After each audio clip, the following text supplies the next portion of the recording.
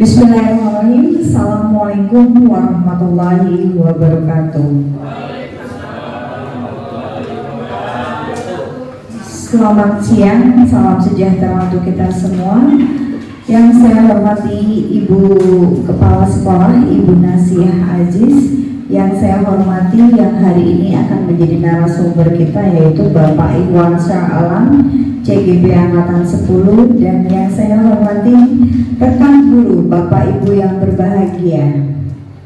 Alhamdulillah, puji syukur kehadirat Allah Subhanahu wa Ta'ala, kita dapat berkumpul di ruangan ini dalam acara atau dalam kegiatan diseminasi penerapan budaya positif di SDN Rawajati 06 yang nanti akan disampaikan oleh Bapak Iwan Syah Alam. Ya, pertama-tama saya akan membacakan urutan rangkaian acaranya. Yang pertama adalah pembukaan, yang kedua sambutan, yang ketiga adalah penyampaian diseminasi penerapan budaya positif oleh Bapak Iwan Syah Alam. Dilanjutkan nanti ada kesimpulan dan akan ditutup dengan doa. Tidak berpanjang lebar, acara akan dibuka dengan pembacaan doa oleh Bapak yang dipimpin oleh Bapak Amir Rudin. Untuk Bapak Amir, kami persilahkan.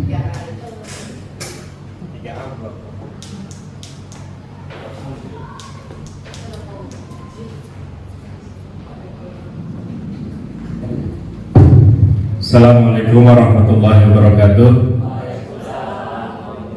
Bapak Ibu yang saya hormati, alangkah baiknya sebelum kita mulai acara ini kita awal dengan doa. Semoga acara kita berjalan dengan lancar dan selalu dalam ridho Allah Subhanahu wa Ta'ala. Al-Fatihah. A'udzubillahi minasyaitonir rajim. Bismillahirrahmanirrahim. Alhamdulillahirabbil alamin.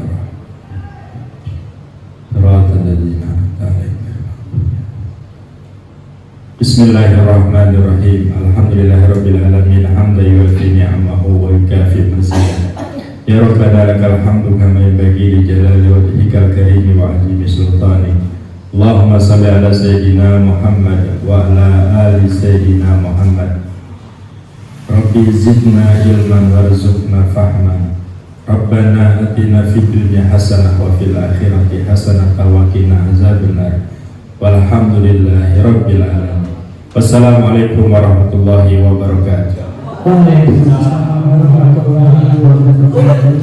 Ya, setelah bergerak, izinkan saya mengecek semangatnya Bapak Ibu guru di sini. Coba semangat pagi, pagi, pagi, pagi, luar biasa. Ya, terima kasih masih semangat Bapak Ibu dalam kegiatan hari ini. Acara selanjutnya adalah sambutan dari Ibu Kepala Sekolah, yaitu Ibu Nasiah Aziz. Kami persilahkan. Terima kasih kepada Bu Ella yang sudah memberikan waktu pada saya. Assalamualaikum warahmatullahi wabarakatuh. Yang saya hormati calon guru penggerak Iwan Syah Alam, yang saya hormati dan banggakan, teman-teman semuanya. Alhamdulillahirabbil alamin, di siang hari ini kita dapat berkumpul dalam acara kegiatan diseminasi penerapan budaya positif SDN Rawajati 06.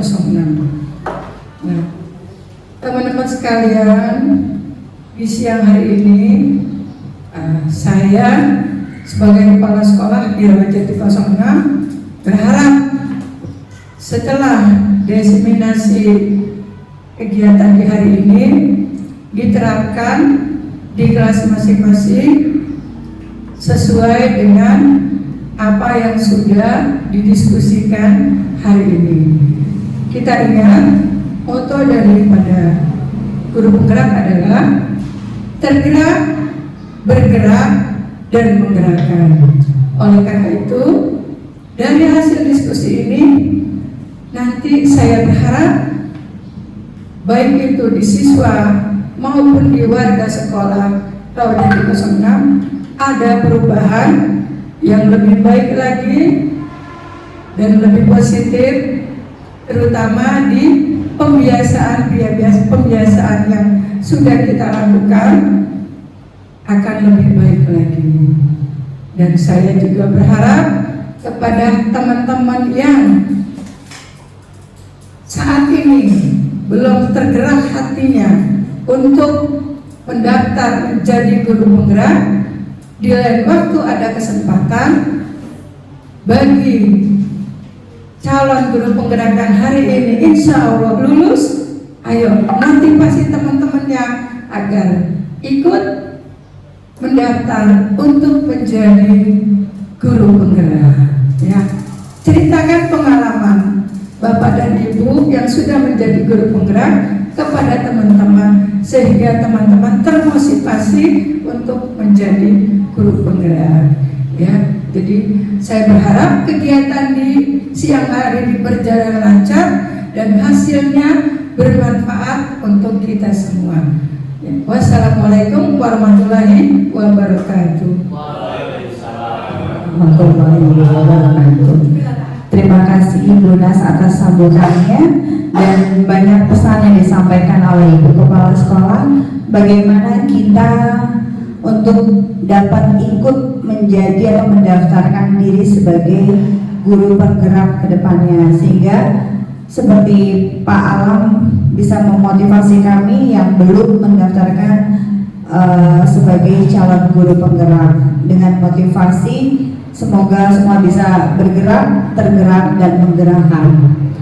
Dan acara selanjutnya adalah yang mungkin kita tunggu materi dari Pak Alam yang dimana di sini adalah judulnya penerapan budaya positif di SDN Rawajati 06. Untuk Bapak Iwan Syah Alam dipersilahkan. Silakan Alam. Oke, sebelumnya saya ucapkan salam terlebih dahulu. Assalamualaikum warahmatullahi wabarakatuh. Terima kasih pada Bu Ella yang selaku sebagai MC sudah memberi saya kesempatan untuk tampil pada kesempatan kali ini. Terima kasih juga kepada tadi Bu Kepala Sekolah sudah memberi sambutan yang dimana isi sambutannya beliau berharap kita semua bisa menjadi calon guru penggerak. Dan yang terakhir saya ucapkan banyak terima kasih kepada Bapak Ibu guru yang ada di ruangan ini karena telah menyempatkan waktunya di sela-sela kesibukan Bapak Ibu mengkoreksi hasil penilaian akhir siswa. Oke, nah pada kesempatan siang ini saya akan mencoba mendesiminasikan. Selamat datang Pak Sam, silakan duduk. Saya ulangi. Pada kesempatan siang ini saya akan coba mendesiminasikan penerapan budaya positif di sekolah kita tercinta SDN Rawajati 06. Nah, ini gambar hanya pemanis saja, bercita-cita supaya keren kayak gini. Oke, nah sebelum saya lanjut karena ini sudah siang hari, Bapak Ibu lelah dari pagi bekerja mengawasi anak-anak, kita bermain ice breaking sedikit. Ice breakingnya tidak ada di layar, hanya permainan. Nanti nama permainannya Abu dan Abi. Cuman buat seru-seruan buat kita biar kembali fokus. Contoh permainannya seperti ini. Nanti berpasang-pasangan. Contoh, coba pasang sini pasang. Nanti semuanya kumpul di tengah ya, biar pasang. Di sini pasang, di sini sebentar. Oke.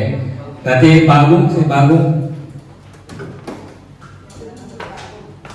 Nama permainannya Abu dan Abi, hadap-hadapan.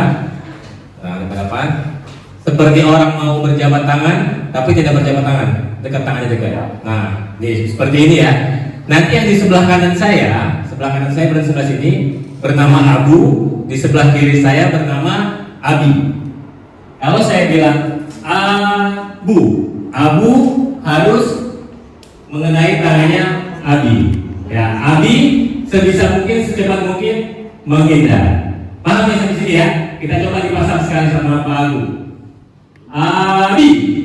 Nah, kalau ini saya kan Abi di sebelah kiri saya, berarti yang kalah dalam permainan ini Pak Samsuri. Oke, paham ya? Kalau paham kita kumpul di tengah sini semua biar kena videonya bagus gitu.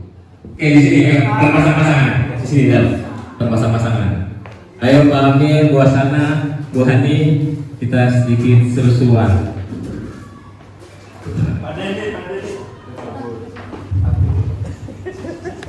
Pak Agung mundur lagi Pak Agung biar pasang jauh. Di sebelahnya mungkin Bu Rama sama siapa? Bu Ella, Pak Bu Rama. Menunggu pasangan. Kita berdansa. Agung dan Abi. Agung GR. Nah, satu lagi sebelah sini dimulai nih. Pak Amir sama Bu Sana. Apa nah? Bu Fatimah sini. Ya. Oke. Boleh Bu Muti sama Bu Lis di situ, kameranya harus sebelah sana aja biar kelihatan. Soalnya kita biar ada 10 orang lebih rame, lebih asik. Oke, ya Bu Lis di sampingnya Pak Amir aja. Gak ada teman, gini aja. Nah, tangannya seperti mau menjabat tangan tapi nggak kena. Ya, yang di sebelah kanan saya bernama Abu. Abu sebelah kanan saya. Ya, berarti Pak Agung, Bu Rahma, Bu Hani, Bu Asana, Bu Lis, Abu. Sisanya Abi. Kalau disebut namanya harus tangkap tangan lawannya. Oke? Siap ya? Tangannya posisi siap. Ya, kita coba dulu sekali ya. Siap ya? Nanti coba. Abi. Ya. Nah, oke? Ya. Paham ya? Oke, sekarang kita coba yang Abi sini, Abu sini. Kanan saya Abu, kiri saya Abi. Kanan Abu. Nih, ya Abi. Oke? Iya, kalau saya bilang Abi, yang ini nangkep Abu. Saya bilang Abu nangkep Abi. Oke, di sini yang kalah yang tertangkap langsung kembali ke tempatnya ya, sampai meninggalkan dua pasangan. Oke, siap? Tangannya siap? Abi. Nah, yang tertangkap kembali ke tempatnya, Hah? Yang nangkep, yang disebut namanya kalau berhasil berarti tetap di sini, tetap di tengah. Enggak, tadi siapa dalam? Berarti nggak ketangkep. Kalau nggak ketangkep, yang disebut namanya yang keluar. Kebalikannya. Yang disebut nama yang nangkep. Ulang sekali lagi. Oke, sekali lagi. Gak apa-apa, saya senang berlama-lama.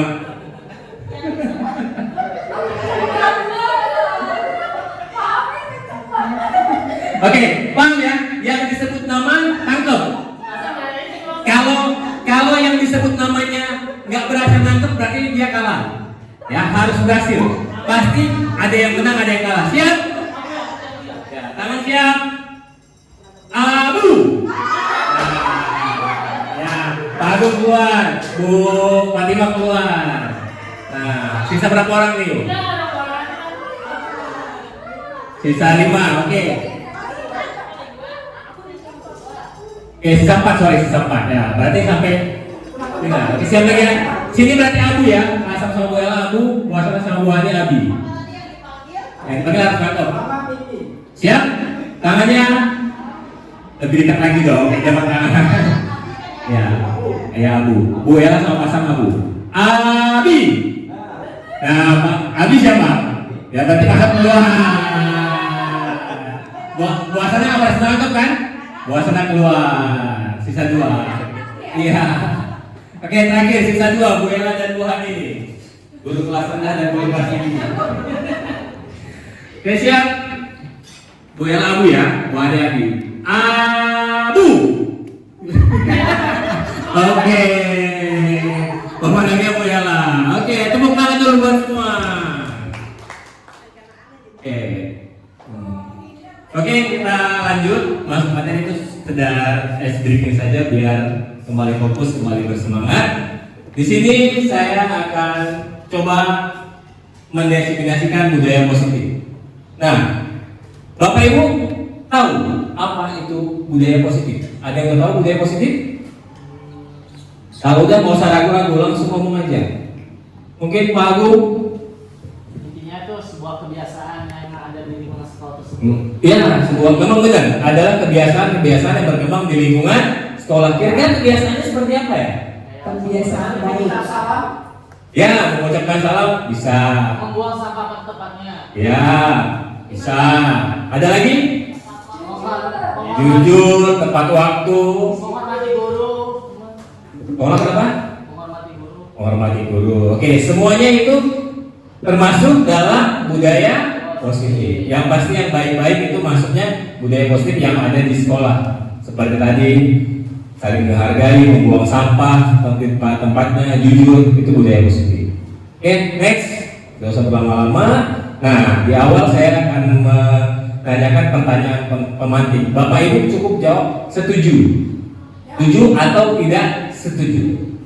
Nah, kira-kira apa hukuman dapat mendisiplinkan siswa? Tidak. Setuju. Setuju. Ada yang jawab tidak setuju. Oke.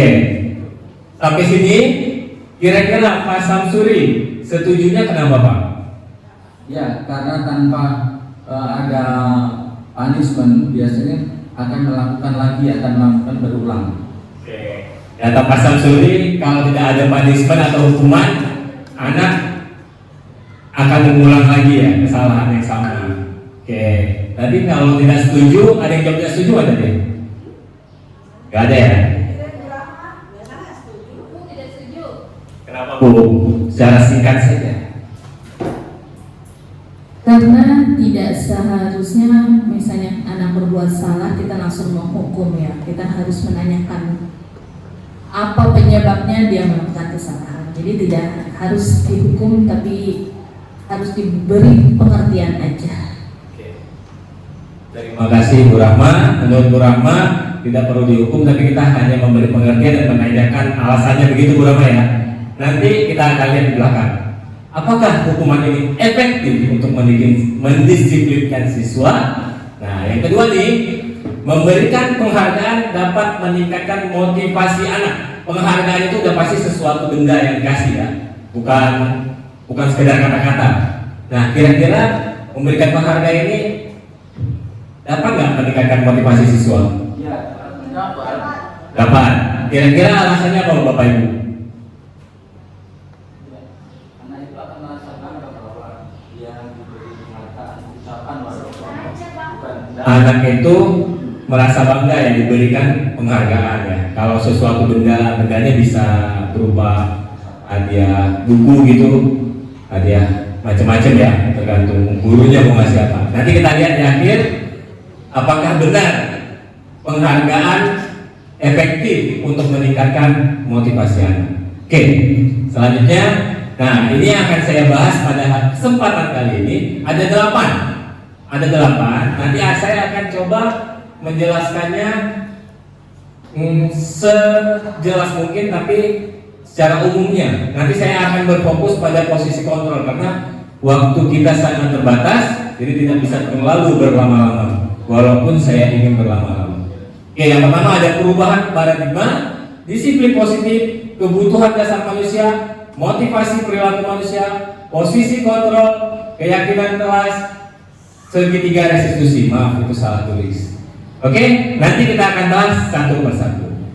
Masuk yang pertama. Yang pertama ada perubahan paradigma. Nah, di perubahan paradigma ini apa sih yang dimaksud perubahan paradigma? Mungkin langsung saja saya jelaskan. Perubahan paradigma ini pergeseran pola pikir dari yang lama ke yang baru. Pergeseran pola pikir. Pola pikirnya seperti apa yang kita harapkan dalam budaya positif ini? Ini menerapkan pembelajaran yang dirancang berdiferensiasi sehingga peserta didik dapat belajar sesuai kebutuhan tahap perkembangan psikologi untuk mewujudkan profil Pancasila. Mungkin profil Pancasila kita sudah sering mendengar ya, profil Pancasila. Tapi apa sih profil Pancasila itu? Mungkin bisa langsung dibaca. Yang pertama coba pasang profil Pancasila. Yang pertama ada apa? Ya, yang pertama ada berkebinekaan global. Yang kedua mungkin Bu Rama Bergotong royong. ada bergotong royong. Yang ketiga Pak Agung Ada kreatif. kreatif. Yang keempat Pak Amir. Bernalar kritis. Nah, yang kelima coba Bu Hani. Simple nih Bu Hani. Mandiri. Buasana nih yang paling mateng profil Pancasila ini apa buasana? Terakhir.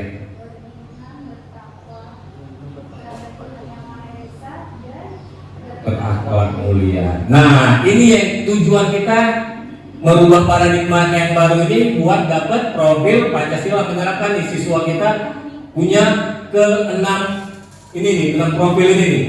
Dari berkebinekaan sampai berakhlak mulia. Oke, kita lanjut. Nah, nih selanjutnya ada miskonsepsi tentang teori kontrol. Miskonsepsi itu ibaratnya sebuah pikiran yang kita percayai lah itu bisa tentang teori kontrol. Yang pertama, ilusi guru bisa mengontrol murid. Ada ilusi bahwa orang dewasa berhak memasak. Ilusi bahwa kritik dan membuat rasa bersalah mampu menguatkan karakter. Yang terakhir ada ilusi bahwa semua penguatan positif, efektif, dan bermanfaat. Nah, inilah miskonsepsi yang mau kita luruskan dalam hal ini. Ya, mungkin secara dasarnya kita berpikiran kalau kita dapat mengontrol murid, dapat memaksa, dapat menguatkan karakter dengan buat dia rasa bersalah, atau penguatan positif, semuanya kita rasa efektif dan bermanfaat. Nanti kita lihat. Oke, next. Nah, ini paradigma yang berubah. Ada stimulus, teori kontrol dunia. Mungkin kita saat ini kebanyakan berpikir kebutuhan kita sama, satu sama lain kebutuhan kita sama. Tapi kenyataannya kebutuhan kita, teori yang benarnya, teori kebutuhan kita berbeda. Walaupun kita satu usia, satu jenis kelamin, kebutuhan kita pasti berbeda. Ini yang harus kita pahami. Berarti murid kita kebutuhannya juga berbeda, walaupun sama-sama di kelas 3. Yang kedua, semua orang melihat hal yang sama. Ini pandangan yang harus kita luruskan. Kalau kita tidak semua orang itu sama melihat sesuatu hal. Kita harus mengerti teori kontrol. Setiap orang memiliki gambaran berbeda. Kalau kita paham ini, tidak ada yang namanya menang kalah. Selalu menang, selalu win. Tidak ada menang kalah. Karena kita akan mengerti. Yang ketiga, kita berusaha mencoba agar orang lain berpandangan sama kita. Tapi kenyataannya kita lah yang harus berusaha memahami pandangan orang lain tentang dunia. Jadi nggak bisa nih kita memaksakan orang buat paham sama kita, tapi kita yang harus memahami orang lain. Nah, yang keempat nih, perilaku buruk selalu dilihat sebagai suatu kesalahan. Ini mungkin saat ini saya pun awalnya masih seperti ini, tapi setelah belajar ini kita harus mengakui semua perilaku memiliki tujuan. Kenapa dia bisa seperti itu? Pasti ada alasan tertentu. Yang selanjutnya, orang lain bisa mengontrol saya. Kenyataannya hanya diri Anda sendiri yang bisa mengontrol Anda. Jelas Anda pasti tidak bisa dikontrol sama orang lain. Ya, yang ketiga, yang selanjutnya, pemaksaan ada pada saat bujukan gagal. Kenyataannya kolaborasi dan konsensus menciptakan pilih-pilihan baru. Jadi nggak bisa kita memaksa ya. Kita harus berkolaborasi, pasti ada pilihan baru. Model berpikirnya nih, menang kalah yang tadi saya bilang. Tapi teori kontrolnya, model berpikirnya selalu menang, semuanya menang. Kalau kita memahami ini teori kontrol, nggak ada yang kalah, semua menang. Karena kita berusaha memahami pandangan orang. Ini yang mau kita luruskan dari paradigma baru, oke, terhadap pendekatan dari kontrol. Oke, selanjutnya disiplin positif. Disiplin saat ini budaya kita hanya sesuatu yang dilakukan seorang pada orang lain untuk mendapatkan kepatuhan. Saat ini banyak orang yang mempercayai disiplin itu yang penting kamu patuh, kamu disiplin. Yang penting kamu mengikuti aturan, kamu disiplin. Banyak dari kita yang masih berpikiran masih seperti itu. Tapi kenyataannya disiplin positif itu penerapannya bertujuan untuk menumbuhkan kesadaran pada siswa tanpa memberikan penghargaan, imbalan ataupun hukuman.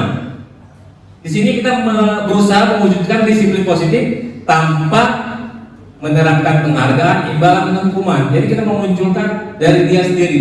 Gimana caranya? Nanti kita akan bahas. Nah, sebagai seorang pendidik, tujuan menciptakan peserta didik yang memiliki disiplin diri, yang mengacu kepada nilai-nilai kebijakan universal dan menciptakan murid yang memiliki motivasi intrinsik untuk mengubah perilaku mereka pada perilaku yang lebih baik. Kebijakannya apa? Kebajikannya apa nih universal? Kita lihat satu-satu ya.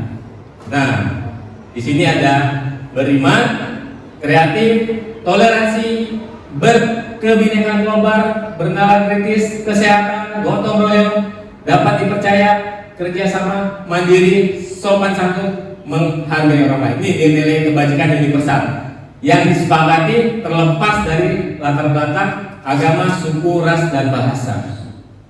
Oke, kita next nih nilai kebajikannya ya.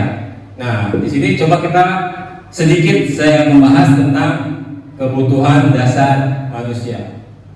Kebutuhan dasar manusia adalah sesuatu yang dilakukan untuk mendapatkan apa yang diinginkan. Jadi kalau kita menginginkan sesuatu, berarti itu kebutuhan kita nih. Pasti kita berusaha nih. Setiap tindakan yang kita lakukan memiliki tujuan tertentu. Semua usaha yang terbaik dilakukan hanya untuk memenuhi kebutuhan dasar kita. Sama, anak-anak akan seperti itu. Ketika dia di rumah kurang happy, dia akan mencari kesenangan di luar. Termasuk orang dewasa.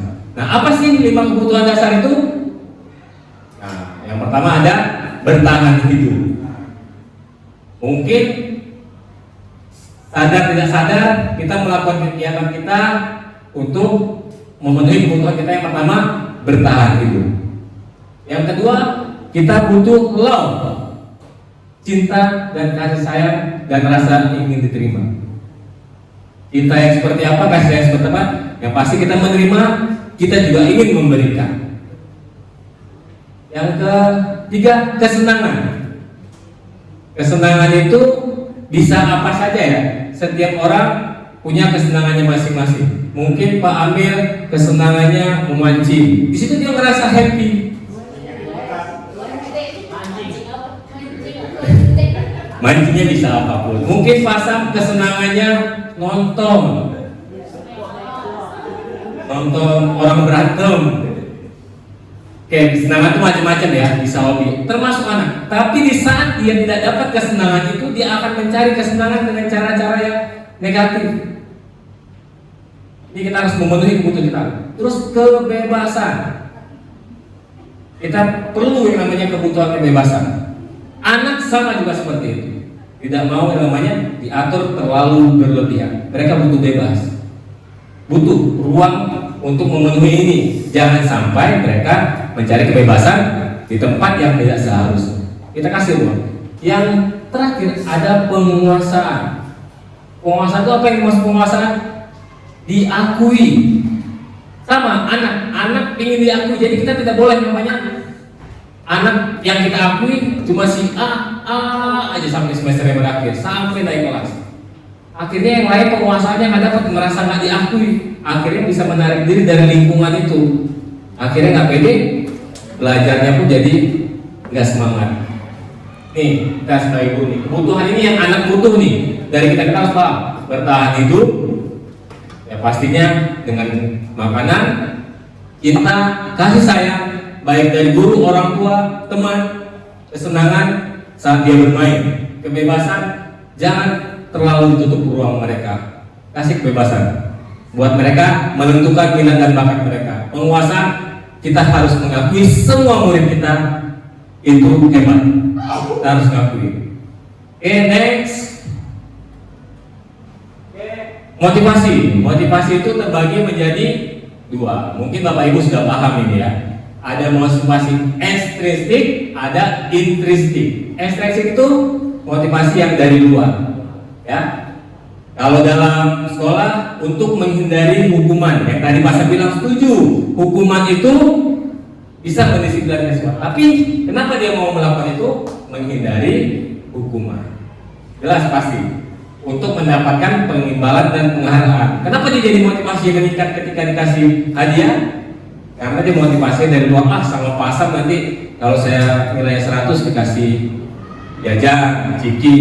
Nah, motivasi kedua ada yang dari dalam diri. Ini yang sangat baik untuk anak ya, untuk menjadikan orang yang diinginkan sesuai nilai-nilai yang dipercaya. Kalau ketika anak sudah memiliki motivasi intrinsik, tanpa kita kasih dorongan dari luar, mereka sudah melakukan, sudah positif perilakunya, belajarnya. Ini yang akan kita ciptakan di budaya positif ini, mengeluarkan anak biar motivasinya keluar dari dalam nih. Nah, selanjutnya, hukuman itu secara singkat saya jelaskan, dia tidak terencana atau tiba-tiba, ya. Dia datang anak telat, tahu-tahu kita hukum, suruh nyanyi di depan kelas. Itu tidak rencana, tiba-tiba. Murid tidak tahu apa yang terjadi, tidak dilibatkan. Dia nggak pernah tahu kesalahannya apa, kenapa dia dikasih hukuman itu dia nggak pernah tahu. Dan kok seringnya hukuman tidak korelasi dengan kesalahannya. Dia kesalahannya nggak pakai baju olahraga, ini kalau saya suruh berdiri di lapangan, kan tidak berhubungan. Dan cuma satu arah, tidak mau mendengarkan alasan-alasan dia. Biasanya hukuman bersifat seperti itu. Kalau konsekuensi terencana atau disepakati. Oke, kalau kamu hari ini nggak pakai baju olahraga, kamu nggak boleh mengikuti pelajaran. Ya, itu konsekuensi. Dengan konsekuensinya macam-macam sepakatan. Tapi murid tetap dibuat tidak nyaman karena ada konsekuensi. Tetap motivasinya dari luar karena menghindari konsekuensinya. Setiap sikap guru selalu memonitor siswa konsekuensi. Ini selalu pasti kita selalu monitor. Yang terakhir ada restitusi.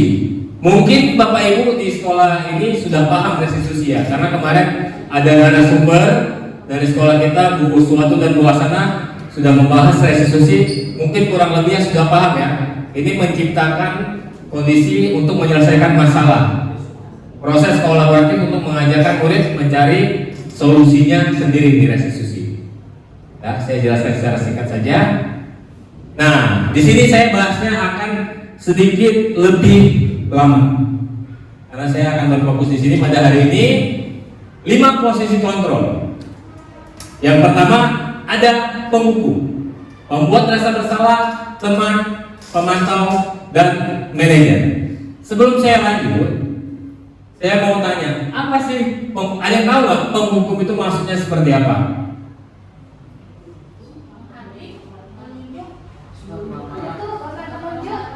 Ya, menunjuk, menghardik, kita lihat. Nah, ini menghukum.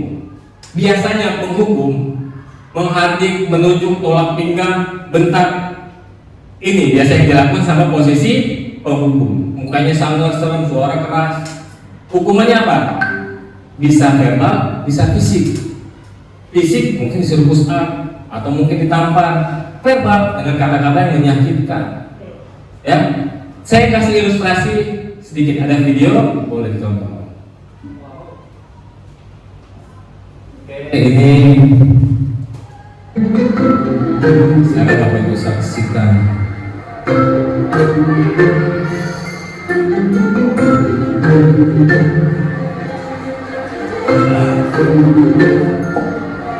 Sudah saya katakan pada kamu, kalau tidak mau belajar, tidak usah ganggu teman yang lain. Kamu ini bisa gak sih sekali aja menjadi murid yang baik? Ini terakhir ya, Pak Guru peringatkan. kalau kamu sekali lagi membuat kacau, kamu akan Bapak keluarkan dari kelas. Mendengar perkataan Pak Tejo, Adi terdiam dan menunduk, tak berkata biar sepatah pun. Setelah Pak Tejo kembali ke depan kelas, Adi terlihat mencoret-coret bukunya dengan geram, wajahnya merah. Oke. Nah, di sini yang ingin saya tanyakan, kira-kira nih jawab bersama aja ya. Bagaimana perasaan Adi terhadap Pak Tejo? Kesal, marah, benci. Itu yang dirasakan anak ketika kita menggunakan posisi penghukum. Apa yang Adi rasakan ketika dimarahi, dimaki, diancam di depan teman kelasnya? Malu. Dendam. Itu udah pasti ya, karena kita pun kalau dimarahi di depan umum pasti kita akan kesel. Yang ketiga, kenapa Adi coret bukunya? Bosen. Bisa. Kalau pendapat saya, dia mengeluarkan energi positif, negatifnya. Dia keluarkan dengan cara mencoret-coret buku. Mungkin Bapak Ibu pernah melihat anak kita seperti itu ya, kesel, mencoret-coret. Itu cara dia mengeluarkan energi negatifnya. Apakah Adi akan terdorong merefleksikan pengembangan diri? Bisa iya, bisa. Kalau iya, terpaksa menghindari hukuman lagi.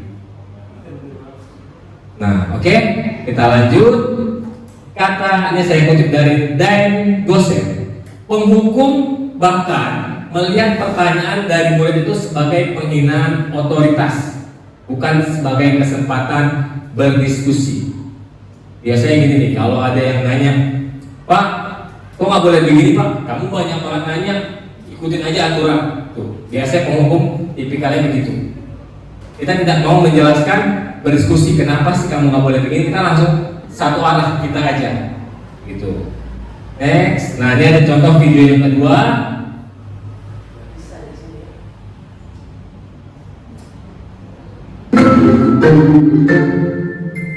Ibu sudah mempersiapkan permainan nih. Dari sini nanti akan ditentukan siapa yang presentasi duluan. Kalian siap?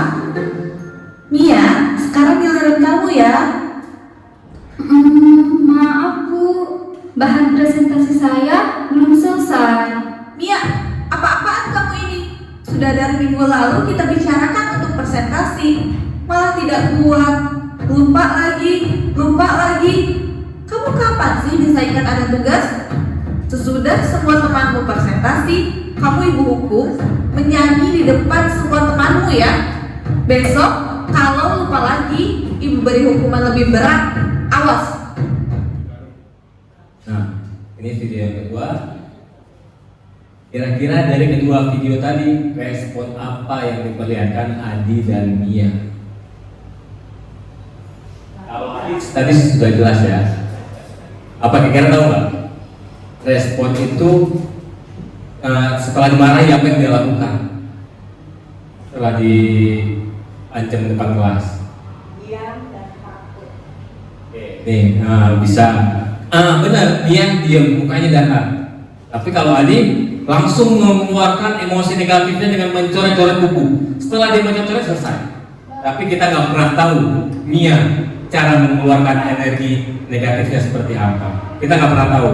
Kalau kita sering begitu, kita nggak akan pernah tahu gimana cara Mia mengeluarkan energi negatifnya. Ini bahayanya kita memakai posisi penghukum. Oke, kalau dia seperti Adi bisa langsung mengeluarkan tuh dengan teriak, marah. Tapi kalau dia datang dipendam, kita nggak akan pernah tahu cara dia mengeluarkannya. Akhirnya kebanyakan yang kita lihat bisa jadi narkoba dan segala macamnya. Nih kalau kita pakai posisi penghukum, nih dampaknya murid akan merasa gagal, dimarahi terus, dihukum terus, marah udah pasti, dendam. Pernah dengar guru yang dibacok sama muridnya di sekolah? Karena muridnya pasti dendam, ada sesuatu yang terjadi, memberontak, agresif. Ini dampak yang sangat berbahaya kalau kita menggunakan posisi penghukum. Ya, Bapak Ibu ya. Mungkin di zaman dulu ini masih efektif, tapi untuk sekarang ini sangat-sangat tidak disarankan menghukum, karena penghukum itu satu arah tanpa menjelaskan. Saya kutip lagi dari dosen, jika selama ini kita memandang bahwa hukuman terlihat berhasil mengubah perilaku murid, itu sebenarnya hanya ilusi. Sesaat iya, tapi jangka panjang tidak. Bisa jadi ketika dia sudah dewasa dia ingat, dulu Pasam sering marahin aku mau balas dendam sekarang sudah dewasa. Ini ya, kita kata dia menyimpan dendam yang sangat lama. Itu kata dosen. Dosen itu hanyalah ilusi. Ya. Karena saya pribadi pun ketika menjadi siswa pernah mengalami seperti ini. Dan saya datang ke guru tersebut, saya marah-marah. Nggak tahu berapa banyak yang kayak saya di luar sana. Tapi sekarang saya udah minta maaf. Saya salah. Yang kedua ada pembuat rasa bersalah. Tadi posisi yang pertama. Nah, sebelum saya lanjut pembuat rasa bersalah, kira-kira posisi yang pertama ini motivasi anak buat berperilaku baik dari luar apa dari diri dia sendiri? Dari luar ya. Jelas ya, kita sepakat. Berarti hukuman posisi yang kita tepat untuk memunculkan motivasi dari dalam. Kita masuk ke pembuat rasa bersalah. Ini biasanya yang sering pakai kayak gini nih ibu-ibu. Nanti kita lihat. Tapi tidak semuanya, kebanyakan. Apalagi di guru TK sering banget pembuat rasa bersalah. Saya kecewa. Kita lihat. Nah, posisi membuat bersalah, guru pasti selalu benar, murid salah. Tapi dia membuat keheningan yang membuat suasana jadi tidak nyaman, serta membuat orang lain rasanya bersalah. Kita lihat ilustrasinya. Ini tadi Bu Linda tadi pakai penghukum, sekarang kita coba lihat dia memakai membuat rasa bersalah. Oke, presentasi akan dimulai dari Nia ya. Maaf Bu, saya belum menyiapkan bahan presentasi saya. Nia, seharusnya kamu ingat dong bahwa hari ini kita akan presentasi. Ibu sudah memikirkan bagaimana kita bisa asik belajar. Kamu kan tinggal mengikuti saja, membuat presentasi saja. Kan ibu selalu ingatkan untuk tepat waktu. Kenapa kamu lupa? Ibu kecewa sekali sama kamu. Seharusnya kamu juga pikirkan sebelum lupa. Gimana ya kalau orang tuamu tahu? Beliau-beliau pasti ingin kamu belajar tekun kan? Ini kisah yang kedua.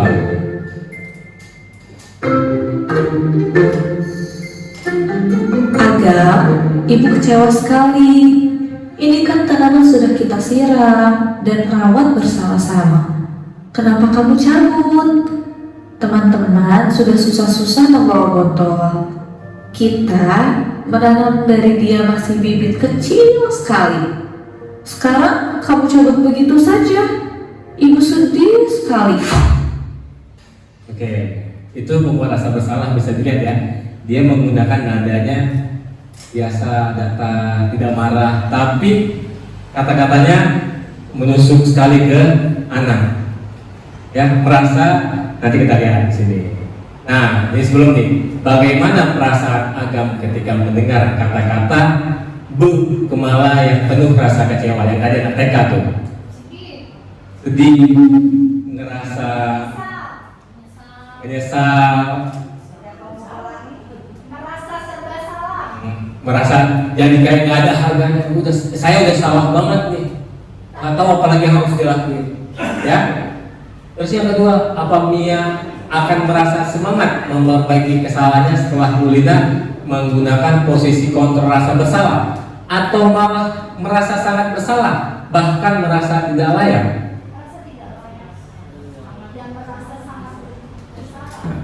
Mungkin di sebagian orang ada yang tetap bersemangat, tapi kenapa dia bisa bersemangat? Karena dia merasa sangat bersalah, sangat tidak layak. Dia nggak dendam lagi nih, nggak marah lagi, tapi sama diri sendiri, kok saya begini banget sih, nggak bisa, nggak ngerti banget ibu butuh saya. Itu Oke, dampaknya kira-kira apa ya ke murid? Yang tadi udah kita ini ya, merasa gagal, rendah diri, menarik diri dari lingkungan. Contohnya kayak Adam, jadi takut buat di dekat-dekat board lagi itu. Jadi menarik ya, daripada bikin bullies, daripada bikin bullies kecewa lagi, ini nggak usah deh. Akhirnya anaknya jadi anak yang percaya diri. Nah, ini ada kutipan juga dari Dain Gosen. Alih-alih membuat murid belajar dari kesalahannya dan memperbaikinya, namun dampak penggunaan posisi ini adalah murid-murid akan memandang buruk dirinya dan merasa tidak berharga. Nah, kira-kira kalau kita pakai di posisi ini, motivasi yang keluar dari murid eksternal apa internal nih? Internal itu maksudnya dari dalam diri dia, eksternal dari luar. Dalam diri anak. Yang lain gimana? Kira-kira kalau kita pakai posisi rasa bersalah, yang keluar ini, yang video kita tonton tadi, yang keluar motivasi kalau dia mau berubah dari dia sendiri atau dari luar? Dari luar karena merasa tertekan. Ya, kalau saya setuju sama Bosana, kenapa dari luar? Karena dia merasa bersalah, kecewa, dan mengecewakan. Saya sudah mengecewakan Bosana nih. Dia melakukannya demi biar Bosana nggak kecewa lagi sama saya nih.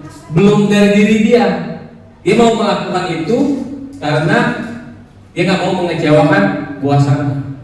Ini berarti di posisi ini kita sepakat ya, motivasi yang keluar belum dari dalam diri dia sendiri. Selanjutnya kita lihat posisi teman. Banyak guru yang menggunakan posisi ini saat ini di SD, SMP, SMA banyak. Gimana sih posisi teman?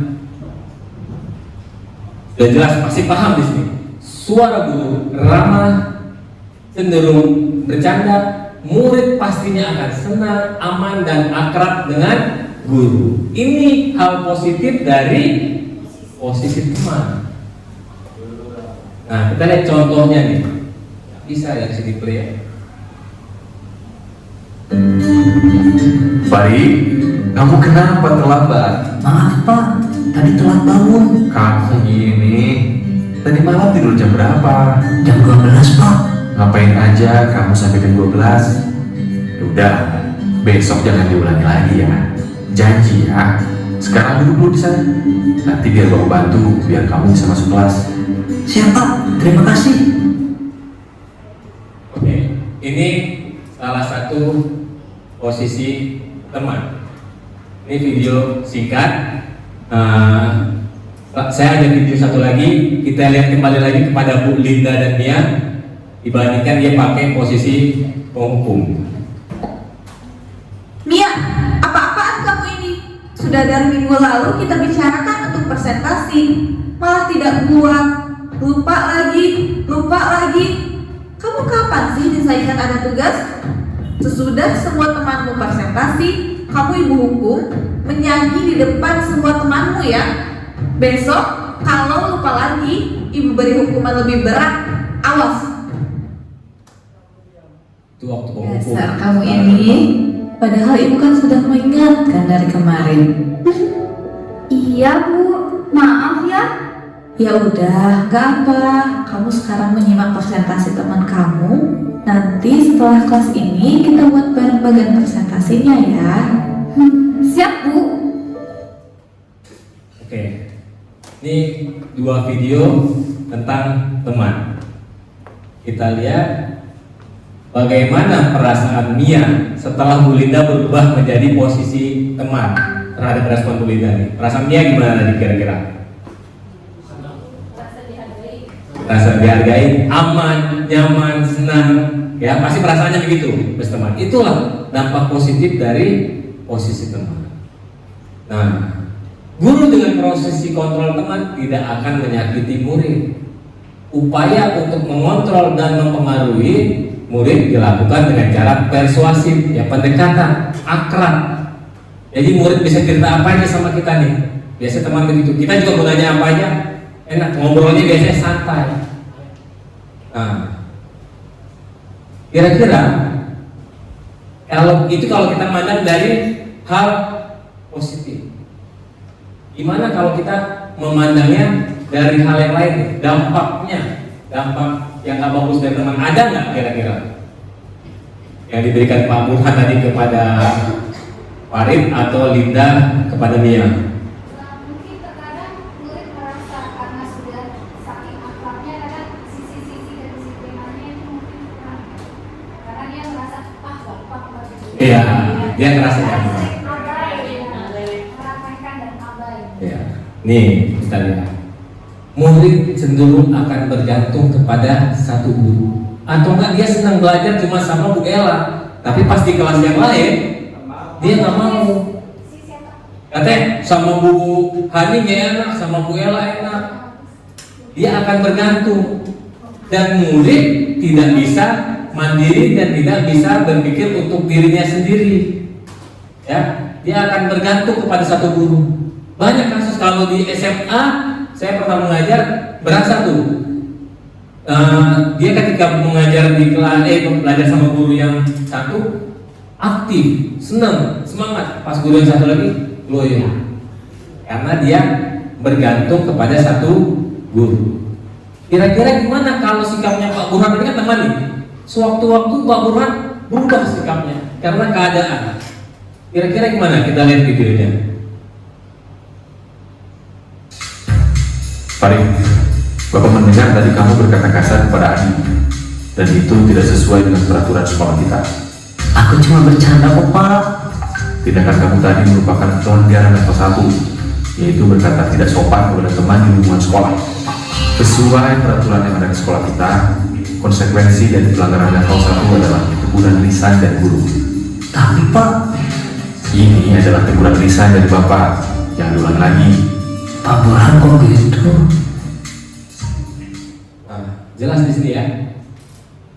Si Farid langsung merasa kecewa dan pastinya tidak akan sama lagi terhadap guru tersebut.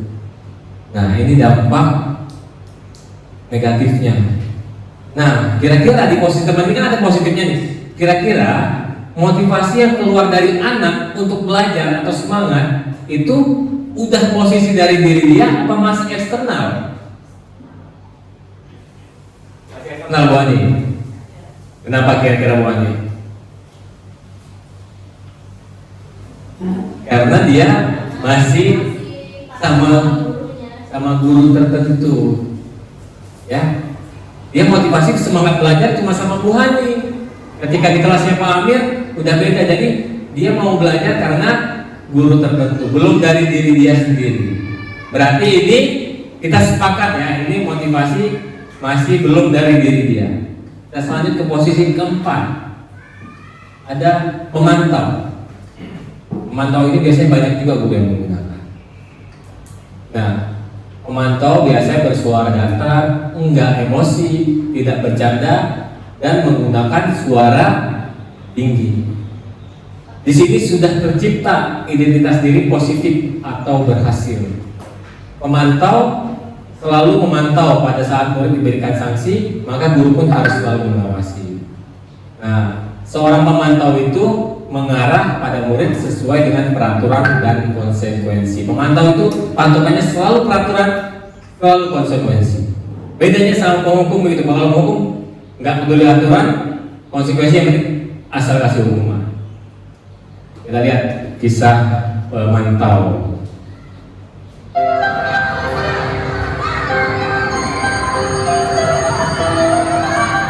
Anak-anak, sudah jam masuk kelas. Ayo berbaris dalam waktu 20 hitungan. Bagus Siva, kamu berbaris tertib dan kukunya bersih. Kamu bisa dapat 3 bintang. Kenzi, bagaimana peraturan mengenai kebersihan kuku? Harus pendek dan bersih, Bu Tian. Lalu bagaimana dengan kuku Kenzi? Kotor, Bu Tian. Benar. Sekarang Kenzi pergi ke papan bintang dan ambil 2 bintang Kenzi. Simpan di meja ibu. Oke. Kita lihat. Kira-kira bagaimana perasaan anak-anaknya Ibu Tian dengan perlakuan Ibu Tian tadi. Perasaan anak-anak berarti semuanya nih. Yang bisa jawab nggak? Kan tadi sudah nonton nih, perasaan anak-anak gimana? Termasuk sifat, termasuk Kenzi tadi yang anak perempuan yang kukunya bersih, Kenzi yang kukunya kotor. Ya mungkin bagi yang sudah membersihkan kukunya senang, bagi yang tidak membersihkan kukunya tidak dimarahi juga, tapi kesal karena bintangnya berkurang. Itu konsekuensi yang harus dia jalani kan kesepakatan. Nah, kita lanjut. Nah, posisi pemantau. Nah, tadi sesuai film mengandalkan perhitungan atau data untuk mengontrol muridnya. Dia mengontrol muridnya dengan cara bintang tadi. Tuh, cara mengontrol murid, memantau. Memantau itu begitu tuh. Mungkin ada kita pernah melakukan dengan memberi bintang atau apalah. Kita kurangin kalau dia salah, dia bantu kita kasih bintang. Nih pemantau nih, tipe pemantau seperti ini nih. Apa dampak posisi memantau terhadap murid kita? Nah, sebelum kita jawab, kita lihat video ini dampaknya nih. Siapa yang bisa bantu Ibu Tian merapikan buku di sini? Saya. Nanti aku dapat berapa bintang tuh? Bu Tian, tadi aku merapikan pensil warna yang ada di karpet. Aku juga dapat bintang kan? Dia melakukan suatu dampaknya ini. Murid akan menghitung konsekuensi dan hadiah tanpa memahami sepenuhnya nilai kebajikan yang kita tuju. Tujuan dia hanya bintang.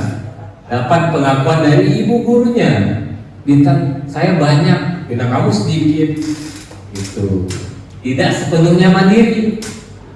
Mandiri itu dalam artian ya mereka melakukan itu karena ada tujuannya. Bukan karena mereka mau bantu Bu Tian bersihin buku, bukan karena inginnya dia sendiri, tapi karena ada keinginan bintangnya. Ya, bayangkan di PAUD dipakai bintang, tahu-tahu masuk SD nggak ada bintang, motivasi anak hilang buat belajar. Ya, di PAUD kita pakai bintang, ketika masuk SD bintangnya hilang, atau kan di kelas 1 pakai bintang, di kelas 2 udah enggak, hilang motivasinya. Berarti kita sepakat nggak? Ini motivasinya masih eksternal. Masih dari luar, belum dari diri sendiri, ya. Walaupun terkadang kelihatan efektif, karena murid udah nggak jengkel lagi, udah nggak marah lagi, udah senang, udah nyaman, ya.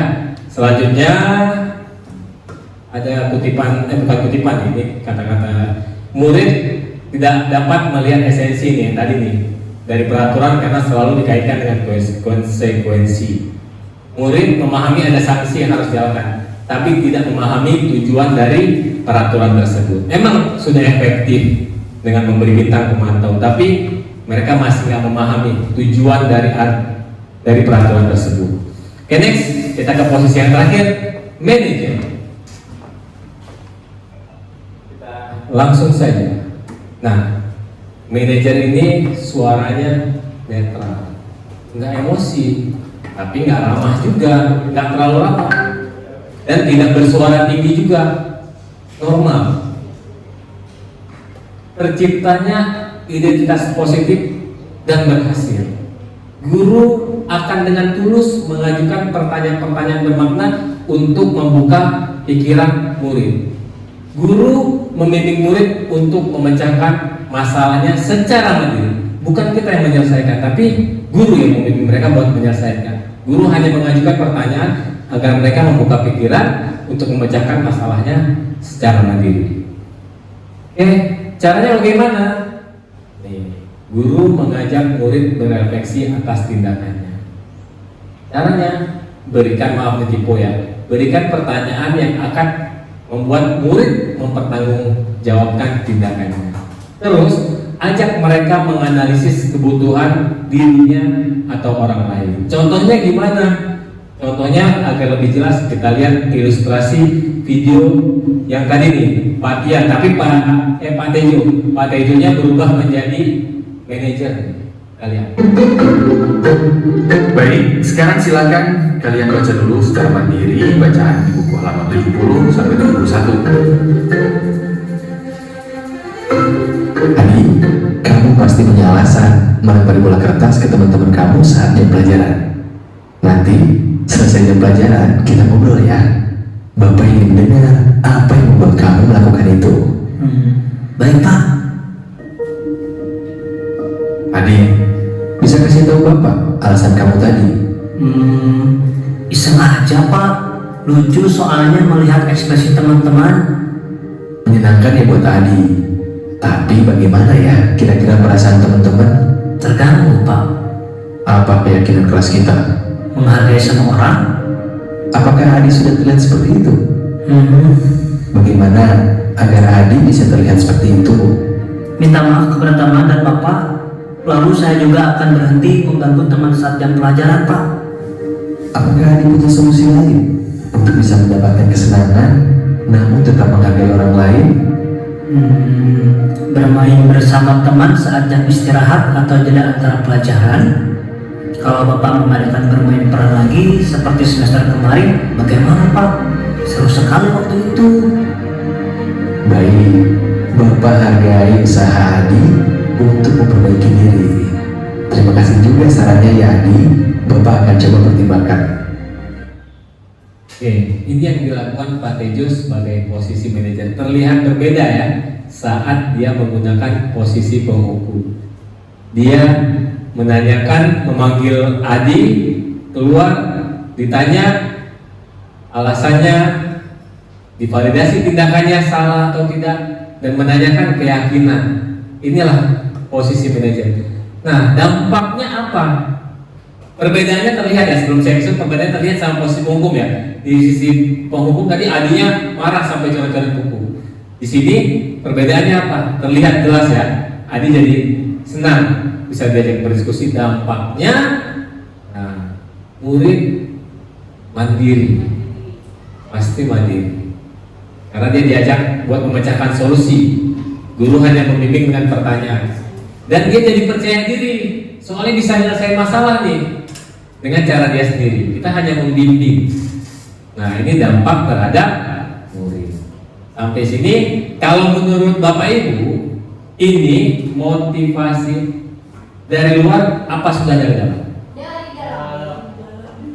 Dari dalam, karena dia diajak buat berdiskusi, memvalidasi tindakannya, alasannya apa, dia tahu kesalahannya dan tahu harus berbuat apa, dan perbuatannya apa, baik atau tidak, dia sendiri yang memecahkan masalahnya. Oh, ternyata tidak baik.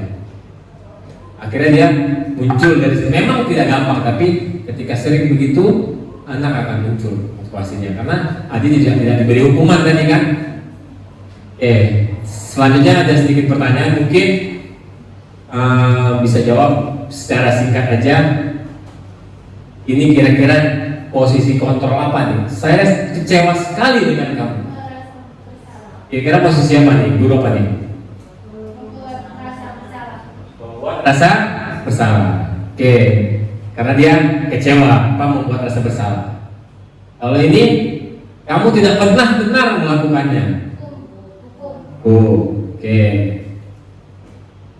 Apa rencanamu untuk menyelesaikan masalah ini? Manajer? Sorry. Oke, kita tahan dulu. Ini ayolah lakukan demi Bapak Ibu. Kamu tidak pernah mendapat nilai jika tidak mengerjakan tugas pemantau, benar kan? Karena ada hukuman, ada konsekuensi, selalu ada konsekuensi. Oke, di posisi kontrol kita sudah selesai. Ada yang mau ditanya apa? Sudah paham? Sudah paham ya? Kita lanjut aja ya, untuk mempersingkat waktu. Kita masuk ke keyakinan kelas. Keyakinan kelas kemarin saya rasa sudah mulai paham, cuma saya ulang sedikit karena narasumber kita yang lalu Ibu Rahma sudah cukup jelas menjelaskan keyakinan kelas. Jadi saya hanya menekankan sedikit. Keyakinan kelas itu perilaku yang ada dalam kelas dalam menentukan terciptakan sebuah lingkungan positif. Perilaku orang tersebut menjadi sebuah kebiasaan yang akhirnya membentuk sebuah budaya positif. Nah, ini yang awalnya dilakukan untuk membuat budaya positif, awalnya direncanakan sampai akhirnya menjadi budaya yang positif. Nah, mengapa keyakinan kelas bukan peraturan kelas? Kita lanjut aja.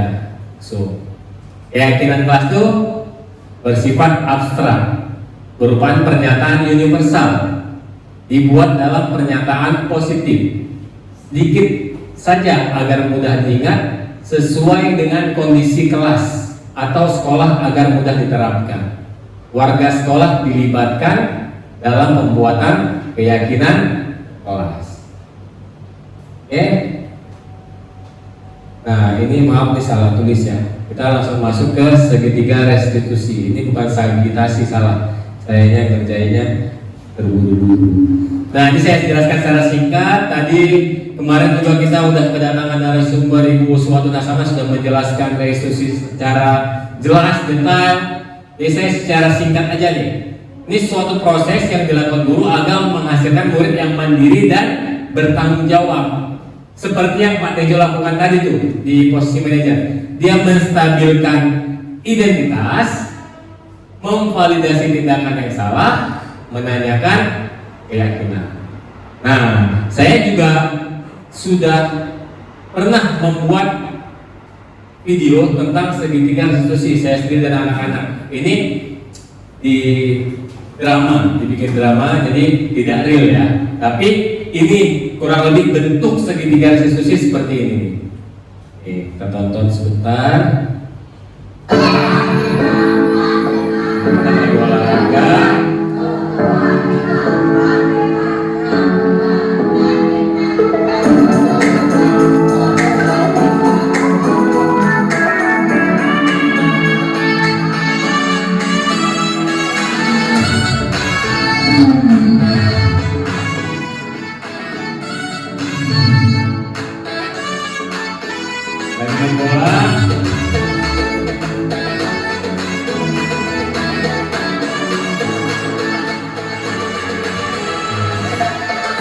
Rizik diselengkat, akhirnya Rizik nggak terima, terjadilah berantem. Rizik kenapa? Pak lihat sepertinya kamu marah sekali. Iya Pak, saya diselengkat Pak oleh Arthur Pak. Oh gitu. Ada berapa? Saya sebenarnya berniat merebut bola Pak, cuman saya tidak sengaja mengenai kakinya Rizik. Ya sudah. Sekarang untuk menenangkan diri kalian berdua, tarik nafas dulu. Oke, tenangkan diri. Saya Pak Alam menjelaskan sedikit. Setiap manusia itu pasti pernah berbuat salah. Pak Alam juga sama, pernah berbuat salah. Nah, tapi dengan Rizik marah-marah seperti tadi terhadap Ardan, di sini kira itu perbuatan yang baik atau tidak? Tentu tidak ya. Nah, di sini Pak Alam bukan mau mencari siapa yang salah ataupun siapa yang benar. Pak Alam di sini mau mencoba mencarikan solusi untuk kalian berdua agar tidak berselisih lagi nantinya. Oke, nah Rizik tentunya punya alasan kenapa marah seperti tadi. Pasti ada dong. Kenapa? Karena kaki saya diselengkat sampai mengenai saya Pak. Jadi kaki kamu sliding. Benar ada? Iya benar Pak, tapi sebenarnya saya tidak sengaja mengenai kaki Rizik Pak. Oh begitu. Nah sekarang akan kira-kira solusinya gimana nih biar nggak berantem lagi sama Rizik? Meminta maaf kepada Rizik Pak. Oh bagus. Sekarang Rizik sama Adam masih ingat nggak sama keyakinan kelas kita? Masih Pak. Apa itu? Saling menghargai teman. Ya bagus. Jadi ketika kita tidak menghargai, berarti Rizik dan Adam telah melanggar keyakinan kelas yang sudah dibuat. Marah, ajar berkelahi, berarti itu tidak boleh ya. Baik, sekarang kalian Rizik dan Adam saling memaafkan ya. Ayo coba maafkan dulu. Adam pegang maaf sama Rizik juga maafkan. Bukan. Oke sudah ya. Sudah mau berantem lagi. Sekarang kalian berdua boleh menjawabkan ruangannya ke paling depan. Pimpin itu lagi ya. Assalamualaikum warahmatullahi wabarakatuh. Saya Rizik, siswa kelas 5A. Saya senang sekali diajak diskusi oleh Pak Alam. untuk mengendalikan diri dari amarah karena perilaku teman saya di lapangan.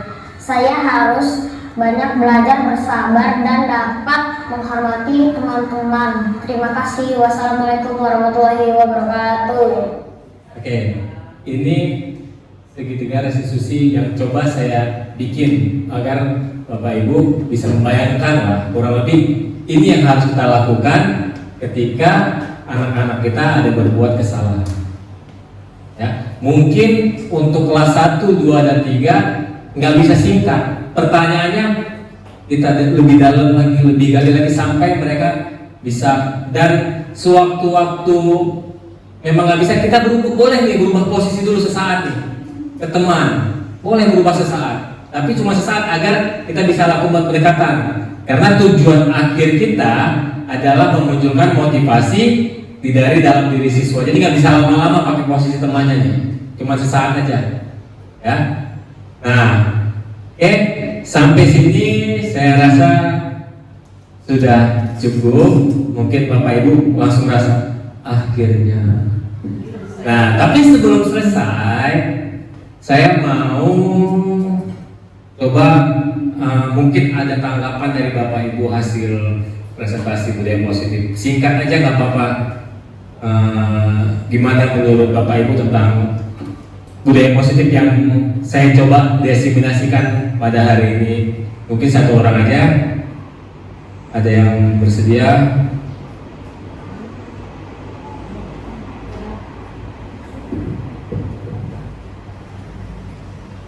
Oke, Bu Ella. Oke, silakan Bu Ella.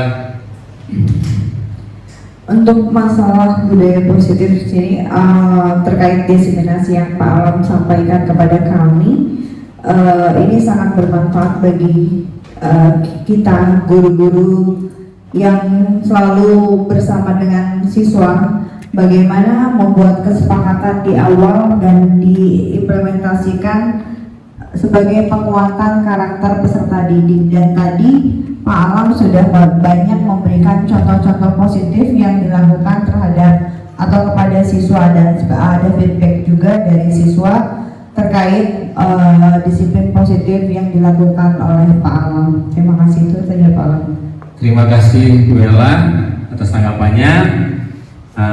Mudah-mudahan kita semua bisa menerapkan budaya positif ini dalam diri kita dan bisa terapkan di kelas ibu bapak masing-masing dan tentunya di sekolah kita. Saya serasa cukup dari saya. Terima kasih Bapak Ibu telah mendengarkan desiminasi saya pada siang ini. Saya ucapkan terima kasih sekali lagi. Wassalamualaikum warahmatullahi wabarakatuh. Waalaikumsalam warahmatullahi wabarakatuh. Sekali lagi tepuk tangan yang keras untuk Pak Alam. Yeay. Sudah tercerahkan semuanya? Sudah. Materi yang bagus dan sangat detail dari Pak Alam, sama contoh-contohnya juga sudah diterapkan kepada siswa.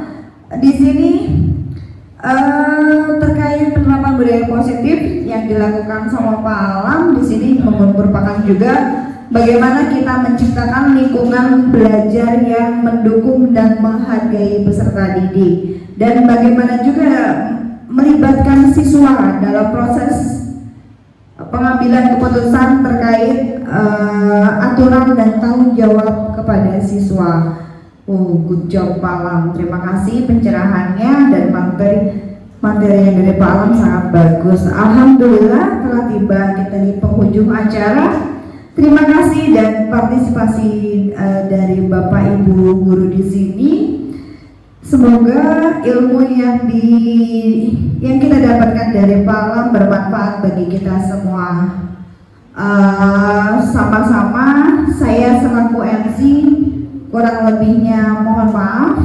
Oh iya, sebelumnya karena berakhir kita tutup dengan membacaan hamdalah bersama-sama. Alhamdulillahirabbil alamin. Wabillahi taufiq wal hidayah. Wassalamualaikum warahmatullahi wabarakatuh. I'm an icon, man. I'm a girl about a 10. should fuck her in a